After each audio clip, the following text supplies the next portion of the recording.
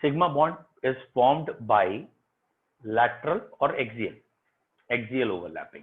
जब एक्सेस से ओवरलैपिंग होती है तो सिग्मा बनता है। It is the first covalent bond between two atoms. ठीक है, तो जो मेरी इच्छा है वो ये है कि आप डेली कम से कम जो पढ़ के गए हैं उसके 4 या 5 क्वेश्चन बनाया करिए खुद ही, कि अगर इसमें ये क्वेश्चन होगा वो होगा तो आंसर कैसे, या बुक से हेल्प लीजिए। जैसे हमारा कल के टॉपिक में क्वेश्चन था डिफाइन ओवरलैपिंग या वैलेंस बॉन्ड थ्योरी, तो कल वाले क्वेश्चन में था define VBT valence bond theory. ठीक है, और इसमें जो भी इसके 3-4 पोस्टुलेट्स हैं बुकिश लैंग्वेज में लिखेंगे। मैं जो कह रहा था डेवलपमेंट वो यही है कि मैं आपको questions with answer with handwritten notes कल से प्रोवाइड कर रहा हूँ होपफुली। एंड सेकंड हमारा कल हुआ था बेटा सिग्मा एंड पाई बॉन्ड। ये क्वेश्चन वेरी इंपॉर्टेंट है, बहुत पूछा जाता है, what is basic difference between sigma bond and pi bond. तो सिग्मा बॉन्ड में लिखेंगे formed by axial overlapping, pi bond में फॉर्म बाय लैटरल ओवरलैपिंग। पहला पॉइंट ये हो गया। सेकंड पॉइंट आप सिग्मा में लिखते हैं that is it is the first covalent bond between two atoms. Pi bond में लिखते हैं after sigma bond the other bonds are pi bond. पहले दोनों पॉइंट क्लियर। सिग्मा बॉन्ड में हम लिख सकते हैं it is a strong bond, it is formed by the overlapping without strain. ये वो ओवरलैपिंग है जिसमें स्ट्रेन नहीं है, जबकि पाई बॉन्ड जब बनता है एंगुलर स्ट्रेन होता है, तो इसलिए पाई बॉन्ड में आप कह सकते हैं एंगुलर स्ट्रेन है, जो कि सिग्मा में नहीं है। तो pi is a weak, sigma is a strong. Next point और क्या है, the s orbital always form sigma. S वाले कभी भी पाई बॉन्ड नहीं बनाते, जबकि p orbital can form sigma as well as pi. और एक अभी आगे वर्ड आएगा हाइब्रिड, तो hybrid orbital also form sigma, वो अभी आगे का है। ठीक है, फिलहाल सिग्मा ऑर्बिटल्स जो होते हैं वो शेप डिसाइड करते हैं। मतलब अगर कहीं 3 सिग्मा ऑर्बिटल हैं तो वो प्लेन ट्रायंगुलर होगा, 2 सिग्मा ऑर्बिटल हैं तो ऐसे आएगा लीनियर होगा। That means sigma decides the shape, जबकि पाई खाली सिग्मा की कवरिंग है। अगर सिग्मा ऐसा है तो सिर्फ कवरिंग में पाई है, और अगर बेटा खाली कवरिंग में पाई है तो ये स्पेशली कहीं है या नहीं है, शेप पे फर्क नहीं पड़ेगा। अगर किसी चीज की शेप लीनियर है तो लीनियर ही रहेगी, चाहे वो पाई आए या ना आए। Is it clear? And I hope so sigma count करना आपको आ गया है। सिग्मा कैसे काउंट करते हैं, या तो एक सिंपल लेमैन तरीका है कि आप जितने भी बॉन्ड्स हैं उन्हें देख लीजिए, और कहीं डबल या ट्रिपल है तो उसे एक ही बार काउंट करेंगे, जितने सिंगल हैं वो सारे सिग्मा है। पाई की काउंटिंग भी कर सकते हैं हम, हाँ सिग्मा फॉर्मूले से भी बता सकते हैं, और वो फॉर्मूला था n-1 प्लस आर। बस इस फॉर्मूले में एक प्रॉब्लम है, आपको रिंग पता होनी चाहिए है या नहीं है, कि ये कंपाउंड ओपन चेन है या रिंग है। अब ये मत कहना रिंग और ओपन चेन दोनों हुई तो रिंग कंपाउंड की तरह किया जाएगा। तो सिग्मा काउंटिंग करनी आ गई, that is n-1 plus R. Sir आपके वीडियो पॉज हो गई, इसका नो मतलब सर। कोई कॉल आ रही है? No sir. नहीं चल रही है बेटा वीडियो, कोई बात नहीं, एक आध मिनट में ठीक हो जाएगी। ठीक है, अगर सिग्नल्स की कभी कभी दिक्कत आएगी तो एक आध मिनट में ठीक हो जाएगी ना। रिटर्निंग बैक, बताओ बेटा किसी बच्चे, मतलब वही बताने मतलब आंसर लिखना है 1 और 2। ठीक है, सिग्मा और पाई में डिफरेंस लिख लेंगे। ठीक है, what is the difference between sigma and pi? Very good. बाकी बच्चे वही है, 1 लिखिए या 2 लिखिए। वेरी गुड, ठीक है, वेरी नाइस। तो आप सारे बच्चे सिग्मा और पाई में डिफरेंस लिख लेंगे, तो हम अगली हेडिंग पे शिफ्ट कर सकते हैं इसका मतलब। ठीक है ना, मैंने तब भी कहा था बेटा पाई के लिए ना कोई डायरेक्ट फॉर्मूला होता ही नहीं है। जब मैं ऑर्गेनिक आपको पढ़ाऊंगा तो वहां ऑर्गेनिक में एक पाई के लिए फॉर्मूला होता है, that is degree of equivalence, double bond equivalence. तो ऑर्गेनिक में वो फॉर्मूला अप्लाई होगा, इनऑर्गेनिक में पाई के लिए कोई फॉर्मूला नहीं है, पाई बनाएंगे गिन लेंगे। ठीक है, और ऑर्गेनिक जब आएगी तो मैं आपको स्पेशल बता दूंगा। नाउ हम पहला बॉन्ड, चैप्टर का नाम केमिकल बॉन्डिंग। केमिकल बॉन्डिंग में हमने पहला पढ़ लिया था अ bond form bye, sorry chemical bonding, what is bonding, why do atom react. तो एटम इसलिए रिएक्ट करते हैं क्योंकि स्टेबलाइज होना है। अब इस केमिकल बॉन्डिंग में पहला हो गया था हमारा ionic bond. Ionic bond is a bond form by loss और gain of electron, general definition यही है, या फिर force of attraction between cation and anion, ये आयनिक बॉन्ड था। फिर आयनिक बॉन्ड में हमने कैरेक्टर्स पढ़े, फजान्स रूल पढ़ा, ये मेन पॉइंट था। आयनिक बॉन्ड में क्या क्या पढ़ा आपने, ये कहलाता है मेमोरी मैप्स। आयनिक बॉन्ड में आपने पहले तो डेफिनेशन पढ़ ली, डेफिनेशन के बाद एनर्जीज पढ़ ली। एनर्जीज में कौन कौन सी थी, ionisation energy, electron gain enthalpy और लैटिस एनर्जी। और उसके बाद आपने एनर्जी के बाद इसके कैरेक्टर्स पढ़े थे, जो भी कैरेक्टर्स है इसमें मेन कैरेक्टर एक था इलेक्ट्रिसिटी का, कि ये सॉलिड स्टेट में बैड कंडक्टर है, लेकिन मॉल्टन या एक्वस स्टेट में गुड है, वो ज्यादा इंपॉर्टेंट था। एंड ऑब्वियसली तीसरी चीज इसमें जो मेन पढ़ी थी, जो टीचर्स की बहुत फेवरेट है, पता नहीं क्यों टीचर्स को लगता है कि बच्चों को फजान्स रूल में दिक्कत आती है, तो वो ज्यादा ही गाना गाते हैं फजान्स रूल का, और हमारे यहाँ बच्चों को शायद दिक्कत नहीं आती, और आपको ये तीनों पॉइंट्स होपफुली क्लियर होंगे, इवन फजान्स रूल भी, 1 और 2। Very good. तो अगर मैं इसमें कोई क्वेश्चन पूछ लूं तो बता लेंगे बच्चे, 1 तो आपने टाइप कर दिया, ठीक है, बता भी लेंगे ना, ठीक है। मैं एक आध क्वेश्चन पूछ के देखता हूँ अभी आप लोगों से, ठीक है, वेरी गुड। चलो बेटा, क्योंकि एग्जाम में आपको लिखना है और राइटिंग की प्रैक्टिस भी मुझे आपकी करानी है पिछले टेस्ट कॉपीज के जैसे, ठीक है। तो बताओ बेटा, विजय बेटा आप बताइए पहला question. Vijay, yes sir. Define ionisation energy, define ionisation energy, simple.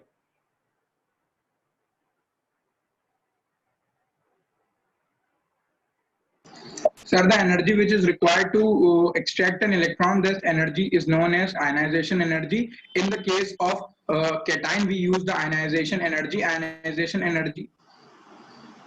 आप ऑफ द टॉपिक चले गए बेटा, यहीं तक बहुत था। बट अब बेटा विजय, आपकी डेफिनेशन में थोड़ी सी कमी थी, और ये कमियां छोड़ोगे तो टीचर को नंबर काटने का मौका मिलेगा, ठीक है। आपने बिल्कुल सही कहा, it is the energy required to remove electron, लेकिन आपको कहना पड़ेगा from neutral gases atom compare करने के लिए, तो फ्रॉम न्यूट्रल गैसेज एटम कहना है।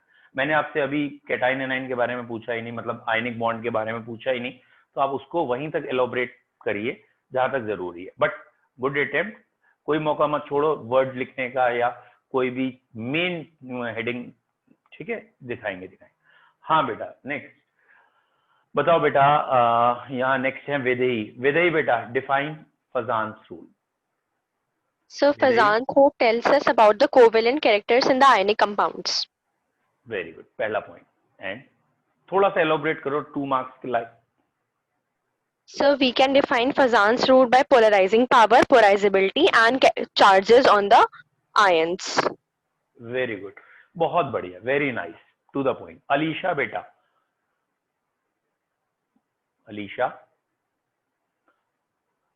अनम्यूट हो बेटा। Define, define polarising power, define polarising power.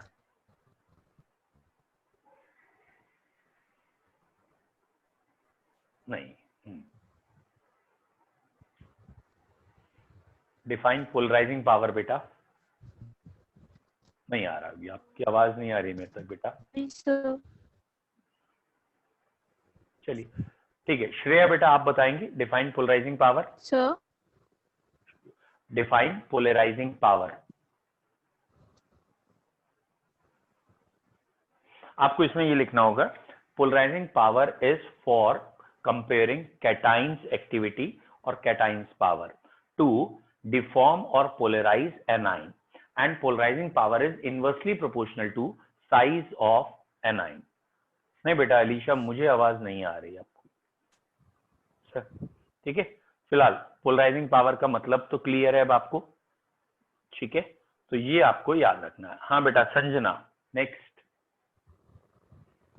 Unmute हो बेटा। बता बेटा संजना, कि अगर हम बेसिकली ये कहें कि ये लिखा है NaCl और ये लिखा है आपका KCl, which is more covalent and why? Which is more covalent and why? Sanjana? Sir, NaCl, because polarizing power is more in NaCl. Very good, बिल्कुल ठीक, वेरी नाइस।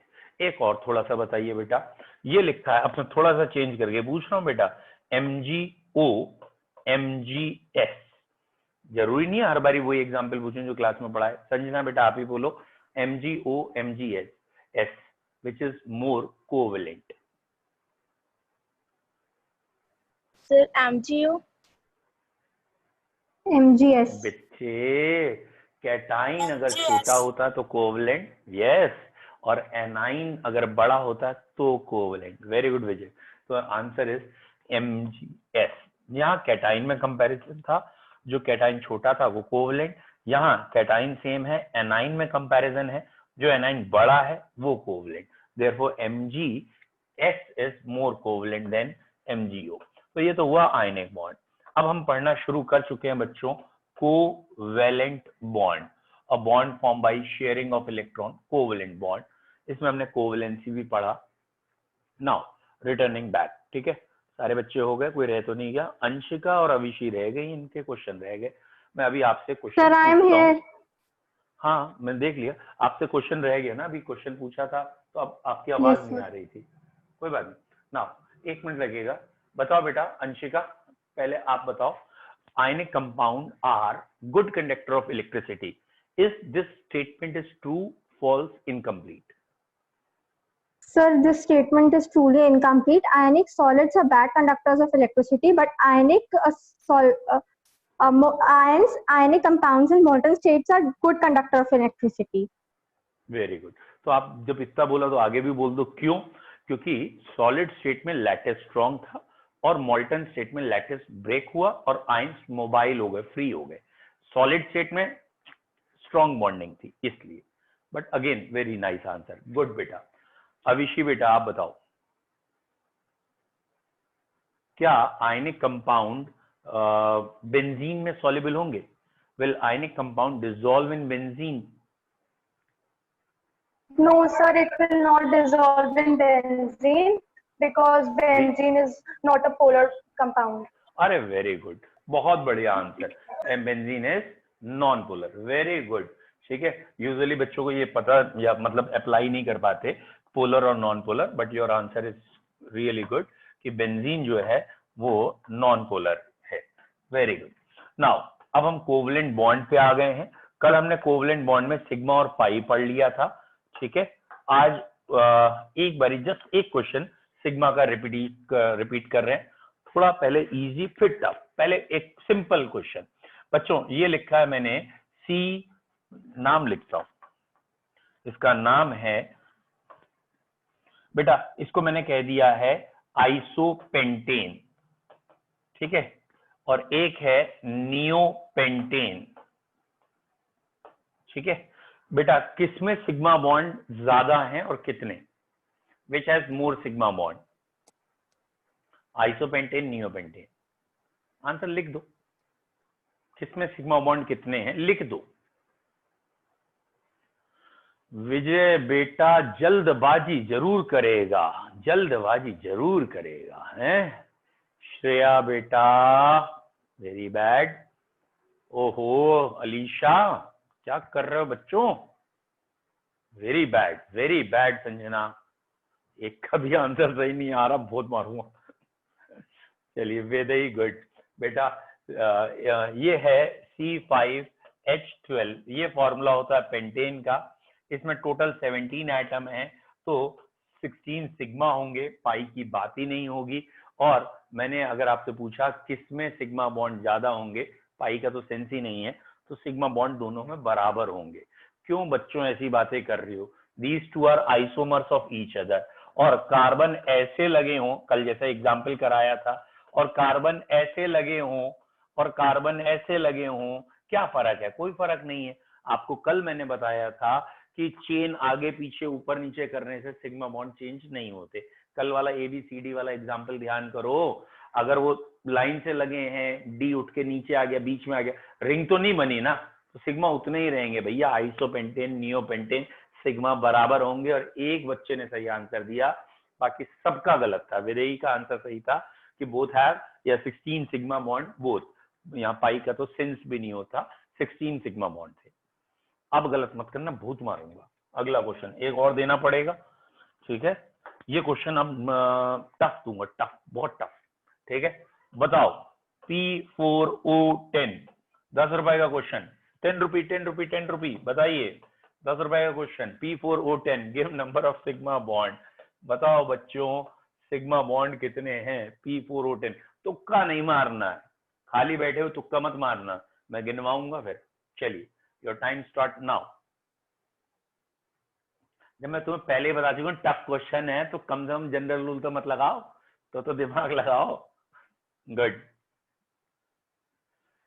चलिए आप एक एक अटेम्प्ट और मार लीजिए, अभी तक सबका आंसर गलत है। मैंने पहले कहा था टफ क्वेश्चन। P4O10 होपफुली आपने सुना होगा। बेटा वेदई जल्दी बताइए, अब आपका आंसर इंतजार कर रहा हूँ, फास्ट।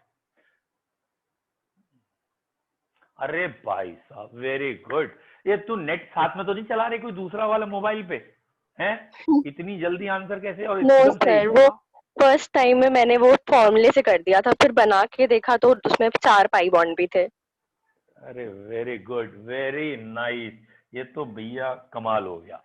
पहली बार में किसी बच्चे ने इतनी जल्दी ये आंसर सही देखा है या बताया है। ये जो P4O10 होता है, ये P4O10 ट्राईसाइक्लिक कंपाउंड है और इसमें ये स्ट्रक्चर है, और इसीलिए बहुत कम उम्मीद होती है कि कोई बच्चा मुझे बता दे कि इसमें सिग्मा बॉन्ड 16 है और 4 पाई बॉन्ड है।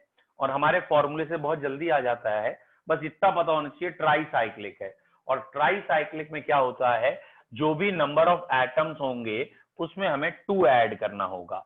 हमारा फॉर्मूला है n-1 प्लस r, तो नंबर ऑफ एटम यहाँ 16 है, -1 प्लस 3 क्योंकि ट्राईसाइक्लिक है, तो सॉरी नंबर ऑफ एटम 14 है, 14 -1 प्लस 3 यानी 14 प्लस 2 हो जाएगा, और इसीलिए बच्चों यहाँ 16 सिग्मा होंगे। चलिए आगे बढ़ते हैं। हाँ बेटा पूछो।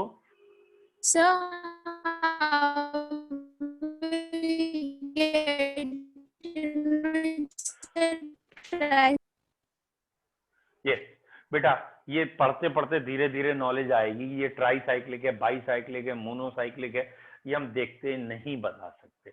आप सोचो ना, ये तो ऑब्वियस सी बात है, P4O10 मुझे पता था तो मैंने कह दिया ट्राईसाइक्लिक है, अदरवाइज मुझे भी बना के ही देखना पड़ता। अगर आप कल को कोई दूसरा ले आए तो अगर वो ऑर्गेनिक है तो चलो अंदाजा लग जाता है, क्योंकि उस ऑर्गेनिक में रूल फॉलो होते हैं, दैट इज इक्विवेलेंस के रूल होते हैं ऑर्गेनिक में, कि रिंग बनेगी या पाई बॉन्ड बनेगा। इनऑर्गेनिक में कोई ऐसा रूल नहीं होता। तो बेटा there is no direct method कि आप फॉर्मूला देखते ही कह दें ये मोनोसाइक्लिक है, बाई है या ट्राई है। There is no direct method. Okay, कोई तो पहचान होगी। बेटा ये जब आप पढ़ना शुरू करोगे, अभी क्वेश्चंस करेंगे, न्यूमेरिकल्स करेंगे, तो क्लियर करेंगे कि एग्जामिनर इसके साथ हमें कुछ ना कुछ और हिंट देता है, जिससे हम फिर लगाते हैं अच्छा आप ये पूछ रहे हैं, इसका मतलब इसमें इतनी रिंग्स हैं। ठीक है, इसको हम एक हेडिंग करके पढ़ते हैं, double bond equivalent. It is also called as degree of unsaturation. ठीक है, पाई बॉन्ड को डिग्री ऑफ अनसेचुरेशन या डबल बॉन्ड इक्विवेलेंट कहते हैं। तो ये टिपिकल क्वेश्चन में यही पहचान होती है कि या तो एग्जामिनर साथ में एक और हिंट दे। फॉर एग्जाम्पल उसने हमसे कह दिया ये कंपाउंड एडिशन कर रहा है किसी से, तो addition is characteristic of pi bond, या फिर वो कुछ और ऐसा कहें कि ये सिमेट्रिकल है, तो मे बी ये रिंग हो। तो इसलिए वो क्वेश्चन में हेल्प मिलेगी, धीरे धीरे समझ में आएगा। नाउ नेक्स्ट, अब हम कोवलेंट बॉन्ड के सेकंड। हाँ जी बेटा। तो इसके स्ट्रक्चर को हम कैसे पता करें कि ऐसा स्ट्रक्चर बनेगा? स्लो एंड ग्रेजुअल आपको धीरे धीरे समझ में आने लगेगा बच्चों कि हमारे कोर्स में कितने स्ट्रक्चर्स हैं। और जनरली बेटा जो आपसे एग्जाम में क्वेश्चन आएंगे ना, उसमें जो भी स्ट्रक्चर होंगे वो कॉमन वाले ही होंगे। That means I mean to say ये हमारे कोर्स वाले ही होंगे। जैसे P4O10 12 के कोर्स में है, तो जितने कंपाउंड हमारे कोर्स में है हम सारे के स्ट्रक्चर डिस्कस करेंगे। ठीक है, इवन इन कंपटीशन की बात कर रहा हूँ, ये भी P4O10 AIEEE का आया हुआ क्वेश्चन है, एक एग्जाम होता है। तो आप बेफिक्र रहें, धीरे धीरे मैं आपको स्ट्रक्चर्स बताते जाऊंगा, और जितने हमारे कोर्स में है वो सब कुछ बोर्ड पे आ जाएंगे। एक लिमिट के बाद आप खुद भी करने लगते हो। आगे शुरू करें आज। ठीक है, तो अब हमारी एक हेडिंग हो गई है कि सिग्मा बॉन्ड क्या है, पाई Excuse बॉन्ड me, क्या sir. है? हाँ जी बेटा, सर सल्फर हेक्साफ्लोराइड करके करके कोई कंपाउंड था, उसमें कितने है सिग्मा बॉन्ड होंगे वो पता नहीं चल रहा था क्यों? आपने सर। तो वो SF6 बोल दिया ना, सल्फर हेक्साफ्लोराइड ये बोल दिया, ठीक है, कोई बैक बॉन्डिंग नहीं है, कुछ नहीं है, और ये ऑक्टेट रूल फेल कर रहा है, वो बात अलग है। अगर आप ऑक्टेट रूल देख रहे हो तो ऑक्टेट रूल तो यस यहाँ लग सर, नहीं रहा, बस ये तो है। फिर चलिए हाँ हम बनेगा ही नहीं अगली कंपाउंड। हेडिंग उसी में आ रहे हैं बेटा, अगली हेडिंग में उसी पे आ रहा हूँ, ठीक है। कल हमने पढ़ा था बेसिकली सिग्मा और पाई, या इसका नाम था वैलेंस बॉन्ड थ्योरी, ठीक है, PBT। अब पॉइंट आया इसके एक्सेप्शंस क्या हैं, या सिंपल सी बात करें ये थ्योरी बेस्ड है ऑक्टेट रूल पे, तो ऑक्टेट रूल के लिमिटेशन क्या है। तो नेक्स्ट वर्ड हम बेटा ये कह सकते हैं, limitations of octet rule, limitations of octet rule. Octet rule के लिमिटेशन क्या है? बेसिकली ऑक्टेट रूल कहां कहां नहीं लगता, हम ये कहना चाहते हैं बच्चों। एक चीज है नेचर में जिसे हम कहते हैं इनकम्प्लीट ऑक्टेट, इनकम्प्लीट ऑक्टेट। कई चीजें ऐसी नेचर में एग्जिस्ट कर रही हैं जिनमें एलिमेंट्स का ऑक्टेट कंप्लीट नहीं है, फिर भी एग्जिस्ट करती हैं। दैट मीन्स एक तरीके से एक्सेप्शन ऑफ ऑक्टेट रूल कह सकते हैं। फॉर एग्जाम्पल AlCl3 है, तो ये जो AlCl3 है, BeCl2, ठीक है, Grignard reagent, RMgX and many more compounds, बहुत सारे कंपाउंड ऐसे हैं। जैसे बेटा AlCl3 को अगर एक्सप्लेन करूं तो एल्यूमिनियम 3 बॉन्ड तो बना लेता है, और 3 बॉन्ड बनाने के बाद ये ऑर्बिटल या ये तो एल्यूमिनियम के बाद 6 इलेक्ट्रॉन हो गए, 3 अपने 3 बाहर से आए 6, और अभी 2 इलेक्ट्रॉन चाहिए। तो यहाँ ऑक्टेट क्या है? इनकम्प्लीट, और नेचर में एग्जिस्ट भी करता है। ग्रिग्नार्ड रिएजेंट RMgX ये कोवलेंट है, यहाँ मैग्नीशियम कोवलेंटली बॉन्डेड जुड़ा है इस कार्बन से और इस हेलोजन से, और यहाँ मैग्नीशियम के आखिरी में 2 इधर और 2 इधर, 4 ही हुए हैं, 4 से ज्यादा हुए ही नहीं है। ये भी कोवलेंट है, और ये भी एक तरीके से ऑक्टेट का एक्सेप्शन है, लेकिन एग्जिस्ट कर रहा है। तो लिमिटेशन कह लीजिए या एक्सेप्शंस कह लीजिए या फेलियर कह लीजिए, ऑक्टेट रूल कहाँ कहाँ नहीं लग रहा वो पढ़ा रहे हैं। तो पहला हमारा हो गया incomplete octet. There are some species in which octet rule is not, या the central element having fewer electron than octet, central element के पास ऑक्टेट से कम इलेक्ट्रॉन है, तो यहां ऑक्टेट रूल फेल हुआ। सेकंड बेटा ये क्वेश्चन आपका था आज का, second, that is also called as octet expansion. What is octet expansion? कि ऑक्टेट तो ये कह रहा है कि आउटर मोस्ट शेल में 8 इलेक्ट्रॉन होने चाहिए तब स्टेबल होगा, लेकिन बहुत सारे एग्जाम्पल जैसे PCl5, बेटा PCl5 में एक स्ट्रक्चर ये है in general which is termed as, चलिए आगे देखेंगे, ट्राइगोनल बाइपिरामिडल शेप का। फिलहाल यहाँ फास्फोरस के आउटर मोस्ट में 10 इलेक्ट्रॉन है। SF6 जो अभी हमने बात की थी, और इसमें सल्फर के आउटर मोस्ट में 12 इलेक्ट्रॉन दिख रहे हैं। IF7, यहाँ IF7 में आयोडीन के आउटर मोस्ट में 14 दिख रहे हैं, और ऐसे बहुत सारे और कंपाउंड हैं जिसमें सेंट्रल एलिमेंट के पास ऑक्टेट से ज्यादा इलेक्ट्रॉन है और फिर भी वो स्टेबल है। तो यहां पे भी ऑक्टेट रूल फेल हुआ।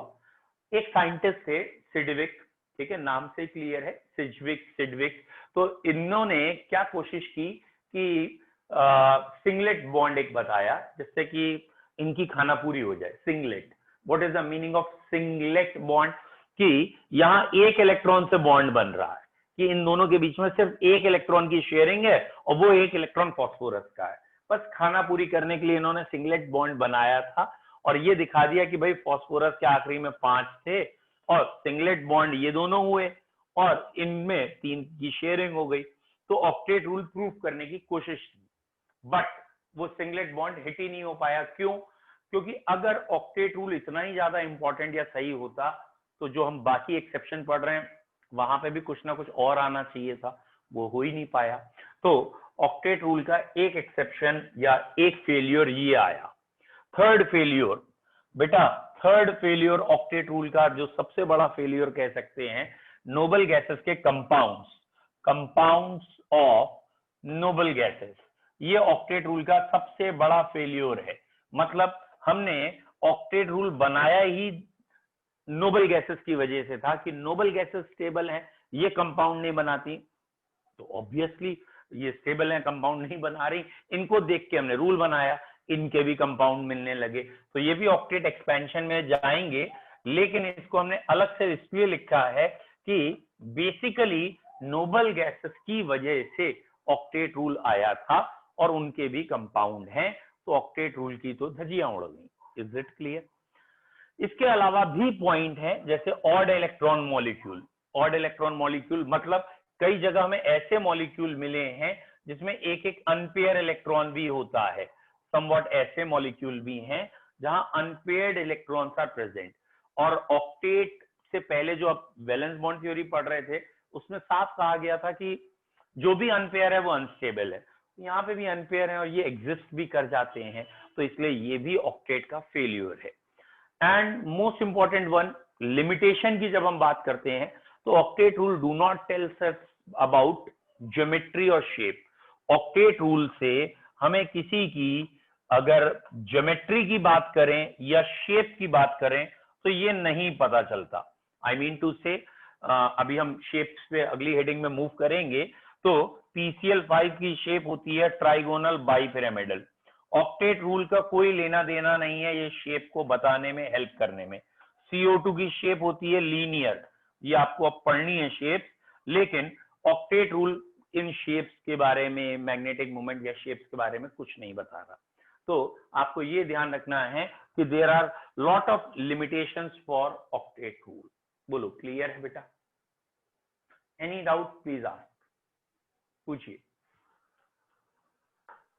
सो ये लास्ट वाला पॉइंट एक्सप्लेन कर दीजिए, शेप वाला। बच्चों लास्ट वाला पॉइंट है ये कि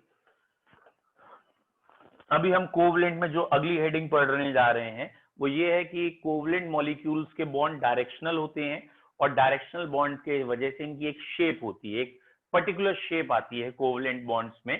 जैसे CO2 की ये शेप होती है और ये बॉन्ड एंगल 180 डिग्री होता है, लीनियर शेप होती है।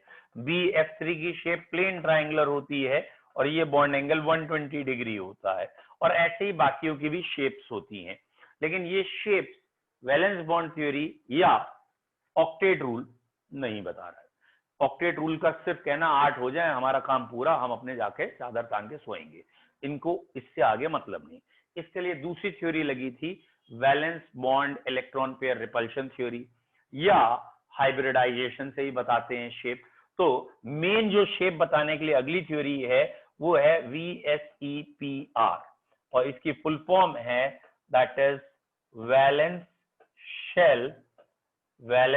Shell electron pair repulsion theory. ये हमें अगली हेडिंग में अभी पढ़ना है, valence shell electron pair repulsion theory.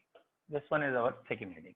बोलो बेटा, पहले अगर हम कोवलेंट बॉन्डिंग की बात करें तो क्या आपको क्लियर है कि what is octet rule and what is the limitation of octet rule? Sir odd electron molecule वाला एक बार फिर से बता दीजिए। हाँ बच्चे, ऑड इलेक्ट्रॉन मॉलिक्यूल बेसिकली ये कह रहा है कि कुछ हमें ऐसे एग्जाम्पल मिले हैं, बहुत ज्यादा तो नहीं लेकिन कुछ ही ऐसे एग्जाम्पल मिले हैं जिनमें अनपेयर्ड इलेक्ट्रॉन है। अच्छा, वैलेंस बॉन्ड थ्योरी अगर आपको बेटा याद आया हो तो किस पे बेस्ड थी? वैलेंस बॉन्ड थ्योरी बेस्ड थी कि वो ऑर्बिटल जिनके पास अनपेयर्ड है ओवरलैप करेंगे, ओवरलैप करके पेयर हो जाने चाहिए। लेकिन कई मॉलिक्यूल ऐसे एग्जिस्ट कर रहे हैं नेचर में जहां अनपेयर इलेक्ट्रॉन है फिर भी ओवरलैप नहीं किया, तो ये एक तरीके से इस थ्योरी का ड्रॉबैक कह लीजिए, या इस थ्योरी से ये पॉइंट एक्सप्लेन नहीं हो रहा। जैसे NO2 का जब हम स्ट्रक्चर बनाएंगे तो वो ऑड इलेक्ट्रॉन आएगा, it is a common sense. मैंने क्यों कहा कॉमन सेंस? बच्चे अगर आप जानते ही हैं कि आउटर मोस्ट इलेक्ट्रॉन काउंट करके बॉन्ड बनाए जाते हैं, एंड अगर आउटर मोस्ट इलेक्ट्रॉन की काउंटिंग में ऑड नंबर आया है तो आप उसे कैसे भी अरेंज कर लें, कैसे भी, ऑड है तो अनपेयर आएगा ही आएगा, क्योंकि पेयर का मतलब क्या होता है? दो इकट्ठे हो, तो भैया इवन होगा तभी पेयर की संभावना है, पॉसिबिलिटी है, ऑड में तो गारंटेड अनपेयर होंगे 101%। सिंपल एग्जांपल से सोच के देखो, अगर किसी ने आपको 10 पेन्स दिए और कहा भैया इन्हें दो दो के ग्रुप में अरेंज करो, तो ठीक है भाई 5 पेयर्स बन सकते हैं, very good, all are paired. लेकिन उसी ने आपको 9 पेन्स दिए होते और कहता दो दो के ग्रुप में अरेंज करो, तो अगर 9 पेन्स हैं और दो दो के ग्रुप में अरेंज करोगे, ऑड नंबर है, गारंटेड एक तो रह ही जाएगा 101% श्योर। और अगर 101% श्योर एक रह गया तो वो चीज ऑड इलेक्ट्रॉन मॉलिक्यूल हो गई, और अगर अनपेयर रह गया तो रहना नहीं चाहिए, क्योंकि वीबीटी यही कहती है कि ये सारे के सारे क्या हो जाने चाहिए बच्चों, पेयर। आया समझ में बच्चे अब श्रेया? Yes sir. एक का हाँ बच्चों, सिलिकॉन सर हाँ जी बेटा। और सिलिकॉन में सर एक का सिलिकॉन और सिलिकॉन में क्या डिफरेंस होता है? बेटा एक्का वर्ड मेंडलीफ ने दिए थे, पीरियोडिक टेबल में है ये वर्ड, कि एक्चुअली एक्का सिलिकॉन मतलब सिलिकॉन के जो नीचे आएगा, मेंडलीफ के टाइम पे डिस्कवर नहीं था, जिसको आज की तारीख में जर्मेनियम कहते हैं। तो मेंडलीफ ने कहा था भाई यहाँ जो भी आएगा वो मेंडलीफ सॉरी सिलिकॉन जैसा ही होगा, मेंडलीफ जैसा थोड़ी, सिलिकॉन जैसा ही होगा। तो उसने उसको कहा था रिजेंबलिंग सिलिकॉन, मतलब एक्का सिलिकॉन। कुछ लोग कुछ बुक्स कहती हैं ये संस्कृत की टर्मिनोलॉजी है, एका मतलब रिजेंबलिंग होता है, मुझे नहीं पता कि संस्कृत में एका का मतलब रिजेंबलिंग होता है।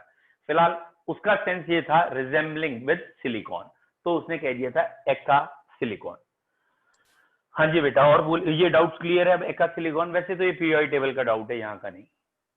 सर हाँ जी बेटा सर एक डाउट बोलो। था सर, आपने जो भी बताया सर, एक साइंटिस्ट ने टिंगलेट रूल को इंट्रोड्यूस किया और सर फिर वो फेल हो गया। उन्होंने आपने जैसे बोला कि खाना पूर्ति करने की कोशिश करी, सर वो क्यों फेल हुआ? सर मुझे वो पॉइंट नहीं समझ आया, आप दोबारा वो अभी एक्सप्लेन आगे आएगा बेटा, जस्ट अभी एक बॉन्ड अभी हम आपको बताएंगे विच सर इज एक बार termed as octet coordinate explain करा बॉन्ड। दीजिए। एक सेकंड बेटा, विजय एक सेकंड। कोऑर्डिनेट बॉन्ड में क्या होता है, दो इलेक्ट्रॉन एक साथ शेयर होते हैं, और वो अभी आएगा ही बॉन्ड तो समझा दूंगा। तो जब उनकी कोऑर्डिनेट बॉन्ड की थ्योरी एक्सेप्ट हो गई, तो सिडविक ने कहा कि सिंगलेट बॉन्ड भी होगा, ये एक इलेक्ट्रॉन से भी बॉन्ड बन सकता है दो एटम के बीच में। लेकिन जितने भी बॉन्ड की प्रॉपर्टीज होती हैं, सारी चीजें होती है ना बॉन्ड में भी, bond length, bond energy, magnetic character, ये कई चीजों से बॉन्ड का पैरामीटर तय होता है। बट सिडविक के सिंगलेट इलेक्ट्रॉन के कॉन्सेप्ट से ये प्रूफ नहीं हो रहा था, ठीक है? वो अभी आएगा, एक बार आने दो। Okay sir. चलो बच्चों, आज थोड़ा सा कम रखते हैं, क्योंकि बाकी एक आध दिन में आपको क्लियर हो जाएगा क्यों कम रख रहे हैं, ठीक है? ये मुझे तंग भी बहुत कर रहा है आज, इसलिए आज कम रखते हैं। चलो बाय कर दो सबको, चलो बाय कर दो। Thank you, sir. Octet expansion एक बार बता दीजिए। हाँ बेटा बताओ, ये कौन है? कौन है पढ़ाएगा? हाँ हाँ बच्चों पूछो जल्दी से, पूछो। हाँ ऑक्टेट। चलो विजय मैं आपको ऑक्टेट अलग से बताता हूँ अभी थोड़ी देर में, है? Okay, have a nice time, bye.